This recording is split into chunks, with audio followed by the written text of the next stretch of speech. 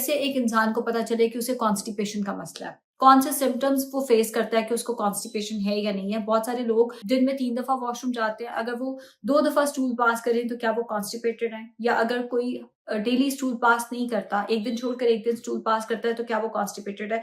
अच्छा, कॉन्स्टिपेशन अगर आप डेली स्टूल पास करते हैं लेकिन स्टूल पास करके आप फ्रेश फील नहीं करते, उसके बावजूद आपको पेट में दर्द रहता है, आपको ब्लोटिंग फील होती है, आप सेटिस्फाइड फील नहीं करते, इट मीन्स आप कॉन्स्टिपेटेड हैं। अगर आप एक दिन छोड़कर एक दिन स्टूल पास करते हैं लेकिन उसके बाद आप फ्रेश फील करते हैं, आपको ब्लोटिंग, आपको गैस्ट्रिक इशू नहीं है, इट मीन्स आप कॉन्स्टिपेटेड नहीं है। ये हर ह्यूमन बीइंग का वेरी करता है, हर एक के लिए जो नॉर्मल स्टूल फ्रिक्वेंसी है वो डिफरेंट हो सकती है। एंड कुछ लोग ऐसे होते हैं जो बचपन से ही एक दिन छोड़कर एक दिन स्टूल पास कर रहे होते हैं। कुछ लोग जब बड़े होते हैं तो वो स्टूल की उनकी फ्रीक्वेंसी कम या ज्यादा हो जाती है। बट अगेन, अगर आप स्टूल पास करने के बाद फ्रेश फील कर रहे हैं, आपको लग रहा है कि आपने स्टूल पास कर लिया है, इट मीन्स आपको कॉन्स्टिपेशन नहीं है। बट कुछ लोग स्टूल पास करने के बाद उन्हें लग रहा होता नहीं, अभी हमने स्टूल पास करना है, वो थोड़ी देर बाद वॉशरूम जा रहे होते हैं, इट मीन्स कि आप कॉन्स्टिपेटेड हैं।